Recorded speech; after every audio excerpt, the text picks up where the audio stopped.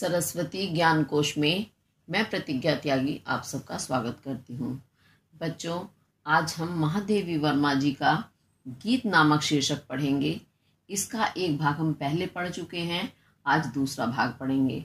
अगर किसी वजह से आपने पहला भाग नहीं पढ़ा है तो उसे अवश्य पढ़ें, तभी ये आपका दूसरा भाग भी अच्छे से आपको और समझ में आएगा, क्योंकि सारा ही देखना जरूरी है। इस गीत में महादेवी वर्मा जी क्या बताती हैं, जैसा कि वो छायावादी कवयित्री हैं, रहस्यवादी उनकी भावनाएं रही हैं, तो महादेवी वर्मा इसमें अपने प्रियतम परमात्मा को पाने के लिए हर संभव प्रयास करती हैं। उनके हृदय में बड़ी ही तीव्र इच्छा है कि चाहे कुछ भी हो जाए, कैसी भी भयंकर परिस्थिति उनके सामने क्यों ना आए, परंतु वो हर परिस्थिति का सामना करते हुए अपने परमात्मा रूपी प्रियतम को अवश्य ही प्राप्त करेंगी। ऐसा उन्होंने इसमें वर्णन किया है। अब क्या किया है, एक बार शब्दों में हम अच्छे से उन्हें पढ़ते हैं। चलिए तो देखते हैं उनका गीत का पहला भाग। पंथ रहने दो अपरिचित, प्राण रहने दो अकेला, घेर ले छाया अमाबन, आज कज्जल अश्रुओं में रिमझिमा ले यह घिरा घन, और होंगे नयन सूखे, तिल बुझे और पलक रूखे, आर्द्र चितवन में यहाँ शत विद्युतों में दीप खेला। तो क्या बताती हैं इसमें महादेवी जी कि पंथ कहते हैं रास्ता, मार्ग, रहने दो अपरिचित यानी अनजान, तो मार्ग को तुम अपरिचित अनजान रहने दो, प्राण रहने दो अकेला, और मेरे जो ये प्राण रूपी प्रेमिका है, जो परमात्मा रूपी प्रियतम से मिलने के लिए बेचैन है, इन प्राणों को अकेला ही उस अनजान पथ पर, अनजान मार्ग पर अकेले ही चलने दो, क्योंकि मुझे नहीं चाहिए किसी का सहारा कि मैं दूसरे के सहारे अपने कार्य को सिद्ध करूं। तो भले ही इस मेरा जो साधना रूपी मार्ग है, अब मार्ग कौन सा, साधना का मार्ग, साधना यानी ईश्वर को प्राप्त करने के लिए मनुष्य को क्या करना होता है, साधना, आराधना, पूजा पाठ, यही सब चीजें करते हैं। तो उसके लिए अगर ईश्वर को पाना है तो बहुत ही कठिन तप या साधना करनी पड़ती है। तो महादेवी वर्मा जी वही कहती हैं कि ये साधना रूपी जो मार्ग है, इसे तुम अपरिचित अनजान ही रहने दो, और मेरी जो प्राण है, जो परमात्मा रूपी प्रियतम से मिलने के लिए व्याकुल हैं, उन्हें अकेला ही तुम रहने दो, यानी अकेला ही अपने साधना के मार्ग पर उन्हें बढ़ने दो। घेर ले छाया अमाबन, तो आज छाया यानी मेरी अपनी जो छाया है, आज वो अमा कहते हैं अमावस्या को, तो अमावस्या का बन करके, यानी अमावस्या का अंधकार। अमावस्या में क्या होता है, रात्रि के समय चंद्रमा दिखाई नहीं देता, तो पूरे संसार में क्या होता है, पूरी तरह से अंधेरा होता है। तो इसीलिए उन्होंने अमावस्या का अंधेरा बताया है कि आज भले ही मेरी छाया अमाबन, अमा से मतलब है अमावस्या का अंधकार बन करके मुझे घेर ले, यानी चारों तरफ मेरे भयंकर अंधकार व्याप्त हो जाए, मेरी ही छाया मुझे अंधेरे से घेर ले, और अंधेरा भी कैसा हो, अमावस्या जैसा भयंकर अंधेरा हो। और क्या हो, आज कज्जल अश्रुओं में रिमझिमा ले यह घिरा घन, आज और क्या हो जाए, कज्जल कहते हैं काजल। काजल क्या होता है, जो आंखों में लगाया जाता है। तो काजल से लगी हुई आज जो मेरी आंखें हैं, वे कैसे, घिरा घन, जैसे घन कहते हैं बादल, घिर करके आते हैं। जब घिर करके आते हैं यानी खूब उमड़ते घुमड़ते हुए आते हैं, तो क्या होता है, वर्षा होती है। तो ऐसे ही चाहे वो मेरी काजल लगी हुई आंखें घिरे हुए बादलों के समान रिमझिम करते हुए अश्रुओं में, आज अश्रुओं में ले यानी बह ले या बरस ले। तो कहने का तात्पर्य क्या है इसमें, आंखें मेरी कैसी हैं, काजल से युक्त हैं।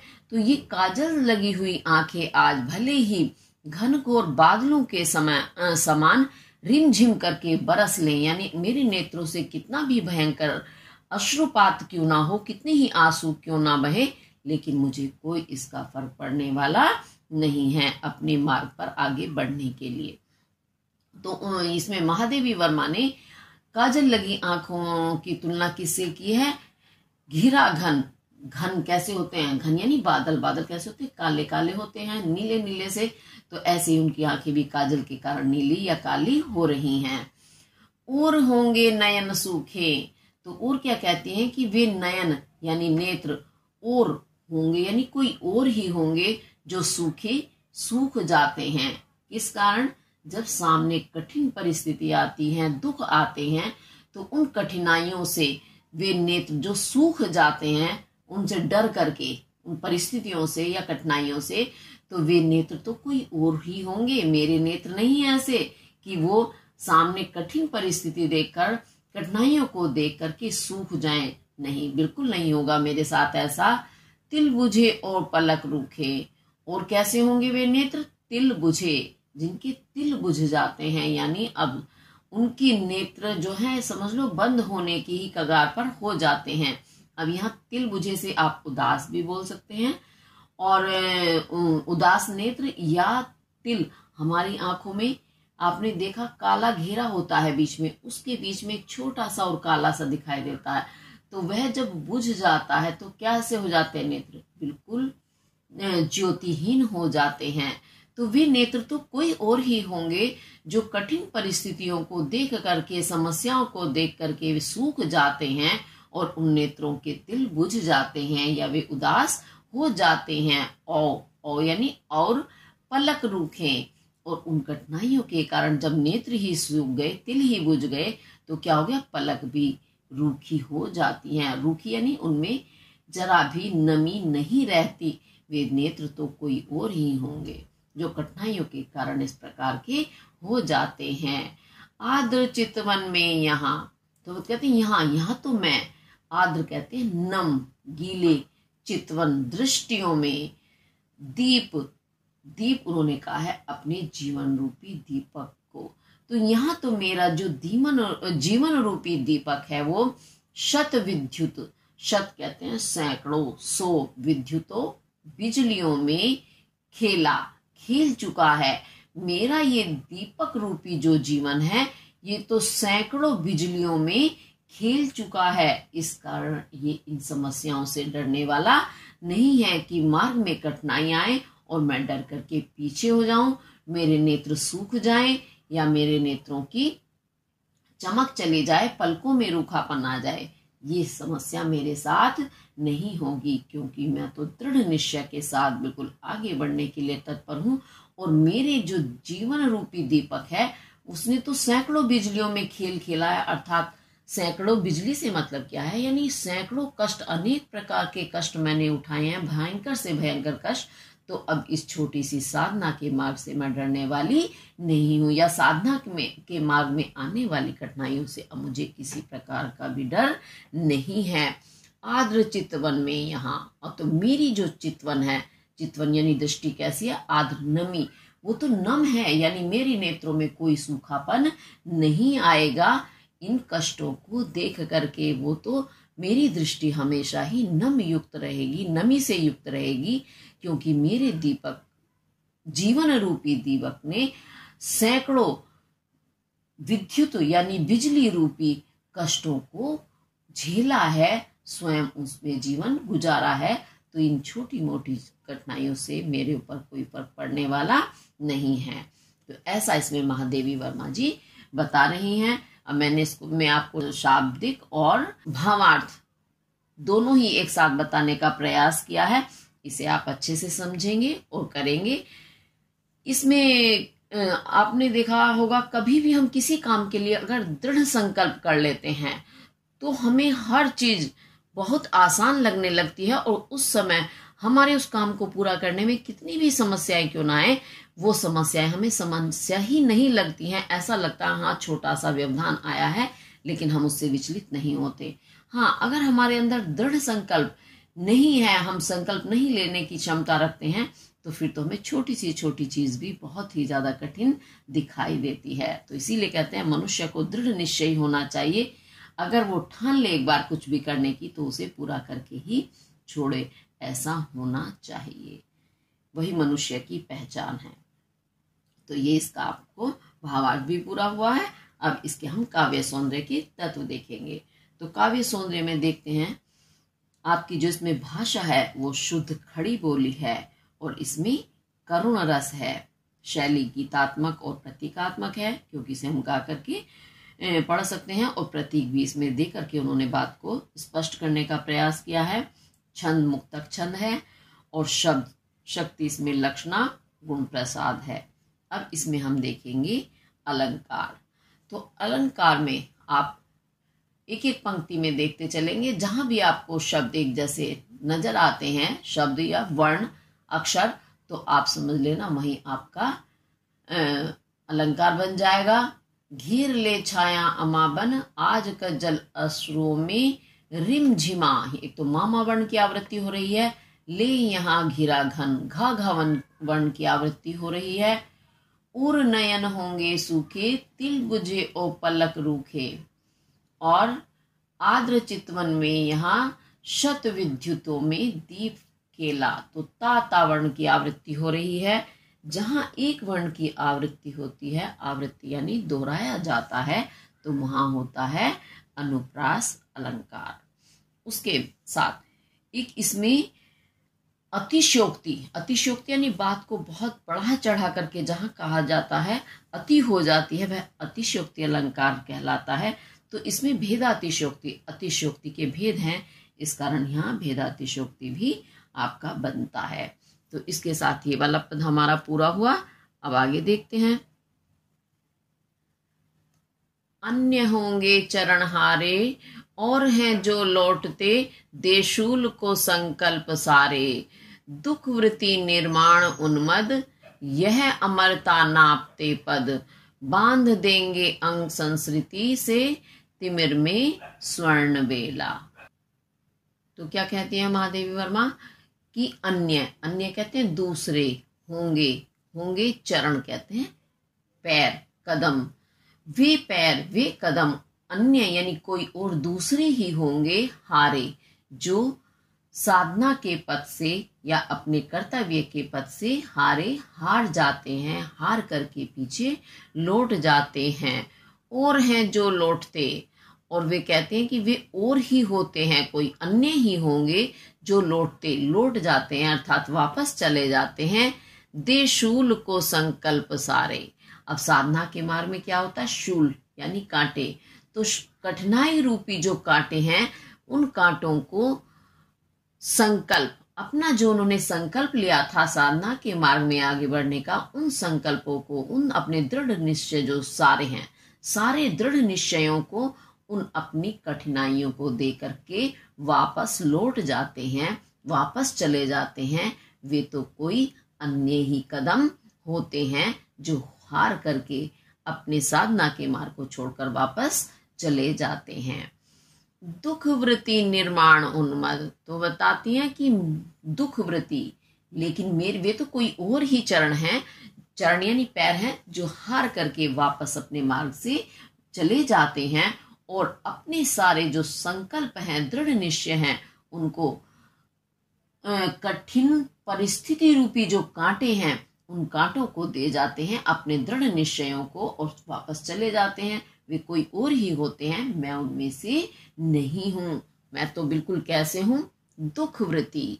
मेरे चरण कैसे हैं? जिन्होंने दुख का व्रत धारण कर लिया है, यानी मेरे चरणों ने तो यही व्रत धारण किया है, यानी यही लिया है नियम कि इन्हें दुख ही उठाना है, परंतु अपने रास्ते से वापस नहीं जाना है, भले ही कितना ही दुख का क्यों उन्हें सामना ना करना पड़े। निर्माण उन्मद, और नव निर्माण करने के लिए, निर्माण यानी बनाने के लिए, क्या नव नया, नया निर्माण करने के लिए, नया कुछ बनाने के लिए मेरे कदम तो उन्मद कहते हैं मस्त, हमेशा मस्त रहते हैं। कितनी ही कठिनाई क्यों ना आए, उन्हें वो आसानी से झेल जाते हैं, परंतु नव निर्माण करने के लिए हमेशा मस्ती से तत्पर रहते हैं, तैयार रहते हैं। यह अमरता नापते पद, और मेरे जो ये पद हैं, पद यानी पैर, मेरे जो ये पैर हैं वो कैसे हैं? अमरता नापते, अमरता को नापते हैं, अमरता को नापने वाले होते हैं। अमरता क्या होती है? मरना, मरता यानी जो मरे वो मरना होता है, और अमर जो ना मरे वह अमर कहलाता है। यानी परमात्मा, अमर कौन है? परमात्मा, भगवान, ईश्वर। तो उस ईश्वर के मार्ग पर बढ़ते हुए वे अमरता को नापने वाले मेरे कदम हैं, क्योंकि वे साधना के जिस मार्ग पर बढ़ रहे हैं, भले ही उन्हें कितने दुख क्यों ना उठाने पड़ रहे हों, परंतु परमात्मा की उन्हें अवश्य प्राप्ति होगी। मेरे कदम ईश्वर तक जरूर पहुंचेंगे। तो उसमें क्या होगा? यानी मेरा जो मार्ग है, ये मेरे कदम अमरता की ओर बढ़ते जा रहे हैं, यानी परमात्मा की तरफ बढ़ते जा रहे हैं, और मेरा जो वह साधना का मार्ग है वह दिन प्रतिदिन और छोटा होता जा रहा है। क्योंकि जब हम किसी और मंजिल पर या कहीं जाने के लिए चलते हैं, जितना ज्यादा हम चलते हैं उतना ही रास्ता हमारा छोटा होता चला जाता है। बांध देंगे अंग संस्कृति, तो अंक कहते हैं गोद, संस्कृति कहते हैं संसार। तो संसार की जो गोद है वो कैसी है? तिमिर, उसमें तिमिर कहते हैं अंधेरा, अंधेरा भरा हुआ है। यानी संसार रूपी गोद में जो अंधेरा बंधा हुआ है, अंधेरे से युक्त है। मेरे ये कदम तो ऐसे हैं स्वर्ण बेला, उस अंधेरे में भी, संसार की जो गोद है उस गोद में जो अंधकार व्याप्त है, उस अंधेरे में भी स्वर्ण कहते हैं सोना, बेला कहते हैं समय को। तो सोना यानी सुनहरा, बेला समय, सुनहरे समय कैसा होगा? प्रकाशमान। अंधेरा आपको पता है रात्रि के समय होता है तो भी उसका रंग काला होता है, और जो प्रकाश होता है, दिन जो होता है वो कैसा होता है? स्वर्ण, सोने की जैसा, यानी पीला पीला होता है, प्रकाश से युक्त होता है। तो मेरे जो ये कदम हैं, ये तो संसार की गोद में जो अंधकार व्याप्त है, उस अंधेरे में भी स्वर्ण बेला यानी प्रकाश से युक्त समय को, बेला को बांध देंगे। बांध देना यानी भर देना, उसमें पूरे संसार को प्रकाश से युक्त कर देंगे मेरे ये कदम। क्यों? संसार कैसा है? अंधकार में। संसार को अंधकार में क्यों कहा गया है? क्योंकि यहाँ हमें नहीं पता कि हम जिस चीज में जी रहे हैं, जिस स्थिति में हम समय गुजार रहे हैं, वो स्थिति हमें कैसी लगती है? ये पूर्ण सत्य है, जबकि वो पूर्ण सत्य है ही नहीं। वह तो हमें भ्रमित कर रही है, हमें अंधकार में भटका रही है। जो प्रकाशमान है वो तो परमात्मा है। तो परमात्मा की तरफ तो हम जाना चाहते ही नहीं है, क्योंकि हमें संसार ही सत्य दिखाई देता है, जबकि वह हमें यहाँ भटका करके जन्म मरण के चक्कर में बांध देगा। और जो साधना के पथ पर बढ़ करके ईश्वर को प्राप्त करेंगे, उन्हें क्या मिलेगा? प्रकाश रूपी मोक्ष मिलेगा, परमात्मा की प्राप्ति होगी। तो वो जन्म मरण के बंधन से छूट जाएंगे। जन्म मरण क्या होता है? हमें बार बार संसार में आना और बार बार जाना, ये क्रम चलता रहता है। लेकिन जो मोक्ष को प्राप्त करते हैं, मोक्ष प्राप्त करना ही नहीं, परमात्मा को प्राप्त करना। अब हमारे जो प्राण हैं वो परमात्मा का ही अंश होते हैं, और जब हमने ऐसे साधना के पथ पर हम चले, हमने ईश्वर को प्राप्ति का मार्ग अपनाया है, तो निश्चय ही हमें ईश्वर की प्राप्ति होती है। यानी हमारे प्राण जो हैं वो जाकर के अपने रूप में यानी परमात्मा में मिल जाते हैं। तो यही इसमें महादेवी वर्मा बताना चाहती हैं कि संसार रूपी गोद जो अंधेरे से भरी हुई है, मेरे ये साधना के पथ पर बढ़ते हुए कदम उस अंधेरे में भी प्रकाश से युक्त समय को बांध देंगे, यानी प्रकाश फैला देंगे और लोगों को भी, जिसमें कि उन्हें जागरूकता होगी कि हमें भी जाग करके साधना के मार्ग पर बढ़ना चाहिए, ताकि हम भी उस ईश्वर रूपी प्रकाश को प्राप्त कर सकें। तो ये इसका आपका शाब्दिक अर्थ हुआ है। भावार्थ भी वैसे मैंने बताने का प्रयास साथ साथ किया है। अगर आपको समझ नहीं आए तो कमेंट करके अवश्य पूछें। चलिए अब देखते हैं हम इसके काव्य सौंदर्य के तत्व।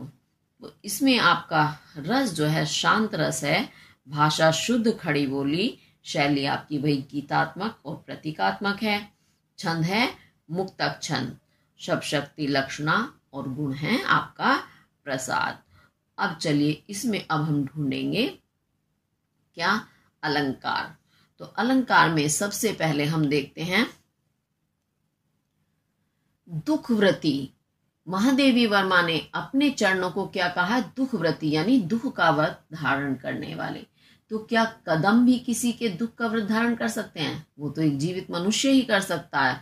तो उन्होंने उपमेय में उपमान का भेद रहित आरोप किया है, इस कारण यहाँ रूपक अलंकार आपका बनता है। और इसके साथ ये भेदातिशयोक्ति अलंकार तो इसमें है ही, क्योंकि अतिशयोक्ति को भेद के साथ प्रस्तुत किया गया, अतिशयोक्ति की गई है, इस कारण यहाँ भेदातिशयोक्ति अलंकार भी आपका बनता है। अब इसके साथ ये वाला पद भी पूरा हुआ। अब आगे चलते हैं। दूसरी होगी कहानी, शून्य में जिसके मिटे स्वर, धूल में खोई निशानी, आज जिस पर प्रलय विस्मित, मैं लगाती चल रही नित, मोतियों की हाट और चिंगारियों का एक मेला। तो बड़ी ही सुंदर इसमें बात महादेवी जी कह रही हैं कि दूसरी होगी कहानी। वे कहानी क्या होती है, जो बातें हमारे अतीत में हो चुकी होती हैं, हम जब उन्हें कहानी के रूप में, एक कथा के रूप में पढ़ते हैं, सुनते हैं, तो वो यही कहती हैं कि दूसरी, कोई और ही दूसरी वे कहानी होंगी जिन्हें कहानी की तरह लोग सुनते हैं या पढ़ते हैं। शून्य में जिसके मिटे स्वर, तो वे कहानी तो और ही होंगी जिसके स्वर जो हैं मिट गए हैं, समाप्त हो गए हैं। कहाँ? शून्य में यानी जहां कुछ भी नहीं है, एकांत में, यानी बिल्कुल समाप्त हो गई हैं वे कहानियां। उन कहानियों की स्वर यानी आवाज जो शून्य में, एकांत में ही समाप्त हो गई हैं, वे कहानी कोई और ही होंगी। धूल में खोई निशानी, और उन कहानियों की जो निशानी कहते हैं पहचान, खोई, खो गई है। कहाँ? धूली में। जो समय रूपी धूल है, उस धूल में भी कहानियों के जो निशान थे, पहचान थी, प्रतीक थे, वो समाप्त हो गए हैं। वे कहानी कोई और ही होंगी। तो इसमें कहना क्या चाहते हैं महादेवी वर्मा कि मेरी कहानी उन कहानियों जैसी नहीं है जो कि समय की धूली में खो गए हैं अपना अस्तित्व, या जिनके स्वर, जिनकी आवाज शून्य में, एकांत में ही मिट करके समाप्त हो गई। होता क्या है, जब हम किसी काम को आरंभ करते हैं तो अलग अलग तरह के लोग होते हैं। काम तो सभी शुरू करते हैं, तो होता क्या है, किसी ने काम करने का सोचा, उसने, एक ने तो डर करके आरंभ ही नहीं किया कि कहीं ऐसा ना हो मैंने शुरू किया और ये खराब हो गया तो कैसे होगी, तो वो तो डर के ही आरंभ नहीं करते। एक दूसरे तरह के वो लोग होते हैं, तो काम तो शुरू कर देते हैं, लेकिन जब सामने थोड़ी सी भी परिस्थिति डगमगाती है या सामने कुछ कष्ट बाधाएं आती हैं, तो उस काम को वहीं छोड़ देते हैं। लेकिन एक तीसरे तरह के लोग वो होते हैं कि काम वो आरंभ भी करते हैं, और करके उनके सामने कठिन से कठिन परिस्थिति आती हैं, परंतु वो अपने कदम पीछे नहीं हटाते और अपने मंजिल को प्राप्त करके ही वो दम लेते हैं। तो वही तीसरे तरह के जो लोग, जो भी मैंने बताया कि कष्ट भी आएंगे और लेकिन वो मंजिल को भी प्राप्त करेंगे, वो होते हैं दृढ़ निश्चयी लोग।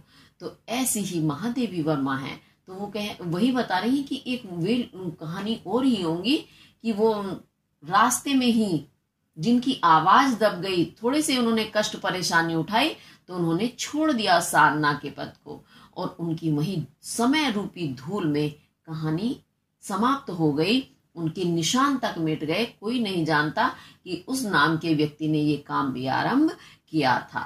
तो वही महादेवी वर्मा कहती कि लेकिन मेरी कहानी ऐसी नहीं है। तो कहने का तात्पर्य यही है कि महादेवी वर्मा बहुत ही ज्यादा दृढ़ निश्चयी हैं।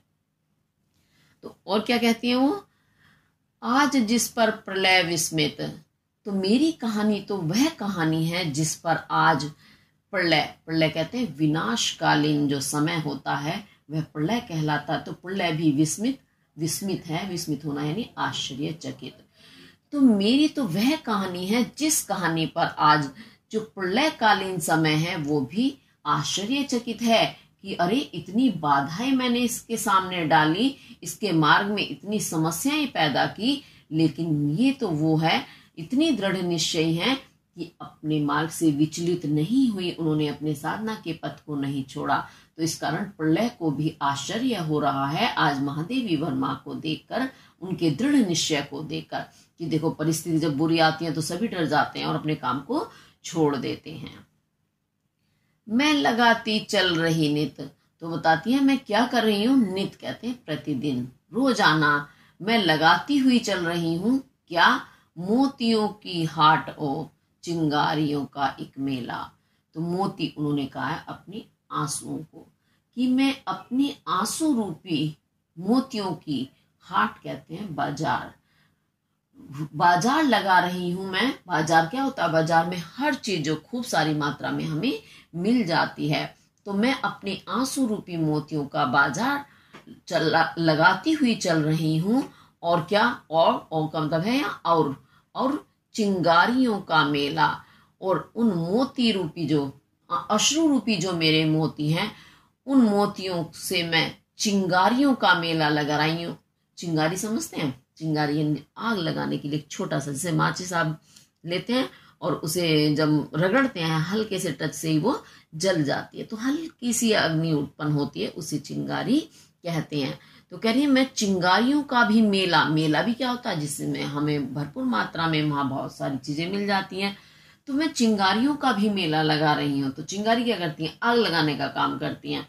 तो या आग लगाने से तात्पर्य क्या है कि मैं ऐसी साधना के पथ पर चलती हुई अपनी पहचान छोड़ रही हूँ कि और लोग भी उससे, संसार के अन्य व्यक्ति भी उससे सीख लेंगे और वो भी साधना के मार्ग पर आगे बढ़ेंगे। तो ये चिंगारी का मेला तो यही हुआ। अच्छा, मोतियों की हाट, मोतियों की हाट यानी जब सामने कष्ट आते हैं तो मनुष्य का एक स्वाभाविक है, उसकी आंखों में आंसू आ ही जाते हैं।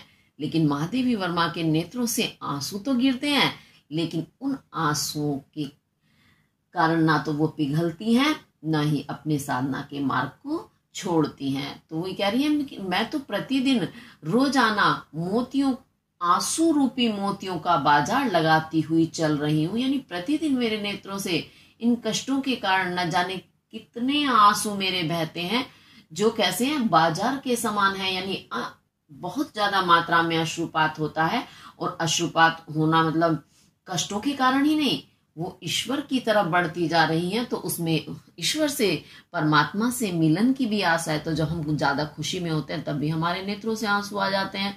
तो वही महादेवी वर्मा जी के साथ हो रहा है कि कष्टों के कारण तो आंसू आना स्वाभाविक है, लेकिन जब वो ईश्वर की तरफ बढ़ती चल रही है, अपने परमात्मा रूपी प्रियतम से मिलने के लिए जा रही हैं, तो भी उनके नेत्रों से आंसू आ जाते हैं खुशी के कारण।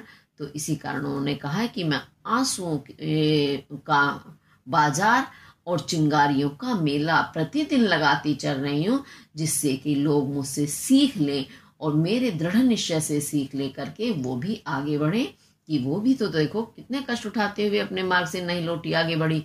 ऐसे हमें भी प्रेरणा लेकर आगे बढ़ना चाहिए। ये आपका इसका भावार्थ पूरा हुआ। अब इसके हम काव्य सौंदर्य के तत्व देखेंगे। इसमें आपकी भाषा जो है वो क्या है, भाषा शुद्ध साहित्यिक खड़ी बोली है, और इसमें रस है आपका श्रृंगार रस। शैली गीतात्मक और प्रतीकात्मक है, और छंद मुक्तक छंद है, शब्द शक्ति लक्षणा और गुण प्रसाद। अब इसमें हम ढूंढेंगे अलंकार। तो अलंकार में देखते हैं मोतियों की हाट। उन्होंने मोतियों का बाजार लगाया है। मोती क्या है, आंसू, आंसू रूपी मोती। यानी उन्होंने उपमे में उपमान का भेद रहित आरोप किया है, सीधे मोती कहा है, मोतियों जैसे आंसू नहीं कहा। इस कारण यहाँ भेद रहित आरोप होने के कारण रूपक अलंकार बनता है। ऐसी चिंगारियां, तो चिंगारी भी वही उन्होंने अपने आंसू की चिंगारियां बताया है, तो यहाँ आपका हो गया रूपक अलंकार। अब इसके साथ साथ और भी आपका इसमें, अब देखो वो आंसुओं का बाजार, बाजार कौन लगाता है, मनुष्य, या मनुष्यों की बनाई हुई चीजें। अब आंसुओं का बाजार लग रहा है, इस कारण इसमें मानवीकरण किया गया है, तो मानवीकरण अलंकार भी बनता है। इसके साथ ये वाला पद पूरा हुआ। अब आगे देखते हैं। आगे क्या कहती है महादेवी वर्मा जी? हास का मधुर दूत भेजो, रोष की भूभंगिमा पतझार हो चाहे सहेजो। ले मिलेगा और अचंचल, वेदना जल स्वप्न शतदल। जान लो वह मिलन एकाकी, विरह में है दुकेला। पंथ रहन होने दो अपरिचित, प्राण रहने दो अकेला। तो इसमें क्या कहती है महादेवी वर्मा? परमात्मा से कहती हैं कि हे प्रभु, हे परमात्मा, हास का मधु दूत भेजो।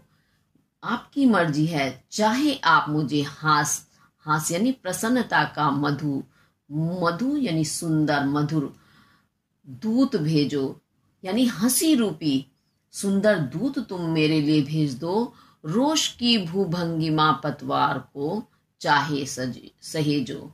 और चाहे आप, रोष कहते हैं क्रोध, भू भंगिमा, भू कहते हैं भौएं, हमारी जो आईब्रो जिन्हें आप इंग्लिश में कहते हैं, तो भू की भंगिमा, भंगिमा क्या होती है? टेढ़ी। भंगिमा से मतलब है भौएं जब टेढ़ी हो जाती हैं। टेढ़ी कब होती हैं? जब हमें क्रोध आता है या सामने वाले को क्रोध आ रहा है तो भौएं अपने आप ही टेढ़ी हो जाती हैं। तो वही कह रही हैं इसमें महादेवी जी कि भले ही आप मेरे लिए प्रसन्नता का सुंदर दूत भेजो या रोष की भूभंगिमा, चाहे क्रोध के कारण भूभंगिमा, टेढ़ी हुई भंगिमा वाले, भू वाले पतवार, पतवार यानी पतझड़ को चाहे मेरे लिए सहेज दो, यानी सहेजना यानी संवार दो, अर्थात तुम मुझ पर चाहे तो प्रसन्नता प्रकट करो, चाहे मुझ पर क्रोध करो। ये कहना चाह रही हैं वो। ले मिलेगा और अचंचल, चाहे कुछ भी स्थिति मेरे सामने हो, मेरा जो ये अचंचल, चंचल कहते हैं चलायमान, जो स्थिर ना हो, और अचंचल जो स्थिर हो। स्थिर उर कहते हैं हृदय। ले मिलेगा, मेरा हृदय जो है ये कैसा है? जो अब इस समय स्थिर हो गया है आपके ध्यान में, आपके मिलन के लिए। तो यह एक ना एक दिन आकर के आपसे जरूर मिलेगा। कौन? उर, मेरा उर यानी हृदय।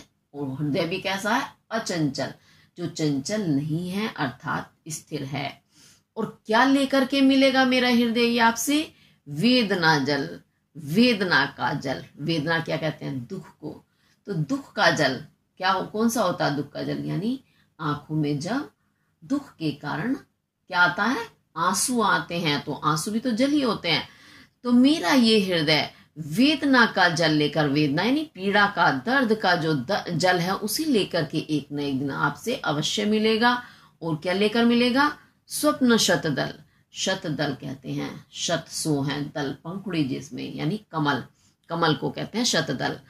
तो कमल रूपी सपने लेकर और वेदना का जल लेकर एक ना एक दिन मेरा ये स्थिर हृदय आपसे आकर के जरूर मिलेगा, जरूर एकाकार करेगा। जान लो वह मिलन एकाकी, और ये तुम अच्छे से जान लो हे प्रभु कि मेरा जो वो आपसे मिलन, मिलन यानी मिलना होगा, वो होगा कैसा? एकाकी यानी एकाकार करने वाला, जिसमें हम एक हो जाएंगे। एकाकी यानी एक हो जाना, उसमें ना तुम अलग रहोगे ना मैं अलग, हम दोनों मिलकर एक हो जाएंगे। तो मिलन हमेशा क्या करता है? दो लोगों को एक कर देता है। तो वही इसमें महादेवी वर्मा कहती है कि हे प्रियतम, ये तुम अच्छे से जान लो कि मेरा जो ये मिलन होगा आपसे, वो हम दोनों को एकाकी कर देगा, बिल्कुल एक बना देगा। विरह में है दुकेला, परंतु आज विरह कहते हैं वियोग, बिछड़ाव। तो आज मेरा और तुम्हारा मिलन नहीं है, हम दोनों का वियोग है। इस कारण विरह में ये दुकेला, दु कहते हैं दो, केला, दुकेला यानी दो अलग अलग। आज ये अकेले हैं क्योंकि हमारा मिलन नहीं हो रहा है। तो तुम अलग हो, मैं अलग हूं, हम दोनों अलग अलग अपना स्वरूप धारण किए हुए हैं, क्योंकि विरह है, विरह में दोनों बिछड़े हुए हैं। आज दुकेला भले ही है ये, परंतु मिलने पर एक हो जाएगा। पंथ होने दो अपरिचित, और जो ये मेरा साधना का पथ है, हे परमात्मा, भले ही यह अपरिचित हो, प्राण रहने दो अकेला, और मेरे जो प्राण रूपी प्रेमिका है, इसे तुम इस साधना के मार्ग पर अकेले ही चलने दो। मुझे इस बात का कोई भी दुख नहीं है, क्योंकि मुझे पता है कि जब हमारा मिलन होगा तो मिलने की आशा में मैं सारे कष्ट उठा लूंगी और एक न एक दिन हम अवश्य ही मिलेंगे। तो ऐसा इसमें महादेवी वर्मा जी कह रही हैं। अभी आपको समझ आ गया होगा। मैंने साथ साथ शब्दार्थ और भावार्थ बताने का प्रयास किया है। हाँ, अगर किसी वजह से आपको कोई भी चीज समझ नहीं आती है तो आप कमेंट करके जरूर पूछें। तो इसके साथ हमारा ये वाला वैसे पद तो पूरा हुआ है, लेकिन इसके काव्य सौंदर्य के तत्व हम देखेंगे। अब इसमें देखते हैं क्या है। भाषा आपकी वही शुद्ध खड़ी बोली है और इसमें रस है श्रृंगार रस, और छंद मुक्तक है, शैली गीतात्मक और प्रतीकात्मक है, गुण इसमें माधुर्य गुण है और शब्द शक्ति है लक्षणा। तो अब इसमें हम ढूंढेंगे अलंकार। अलंकार में देखेंगे मधुदूत, यानी उन्होंने मधुदूत कहा है सीधे, है ना। तो इस कारण यहाँ उपमेय में उपमान का आरोप है भेद रहित आरोप। तो भेद रहित आरोप होने के कारण यहाँ आपका बन गया रूपक अलंकार। और उसके बाद और भी देखते हैं। हास का मधुदूत भेजो, रोष की भूभंगिमा, भावर्ण की आवृत्ति हो रही है। पतझार को चाहे सहेजो, वर्ण की आवृत्ति है। ले मिलेगा उर अचंचल, लावर्ण की आवृत्ति है। वेद ना जल स्वप्न शतदल। तो इसमें आपकी लावर्ण की आवृत्ति हो रही है। जान लो वह मिलन एकाकी, विरह में है दुकेला। पंथ रहने दो अपरिचित, प्राण रहने दो अकेला। तो यहाँ आपके जहां एक वर्ण की आवृत्ति हो रही है, आवृत्ति यानी दोबारा आ रहा है, वहां आपका अनुप्रास अलंकार बनता है। तो ये इसके साथ आपका ये वाला पद भी पूरा हुआ। अच्छे से ध्यान से पढ़ेंगे, समझेंगे और करेंगे।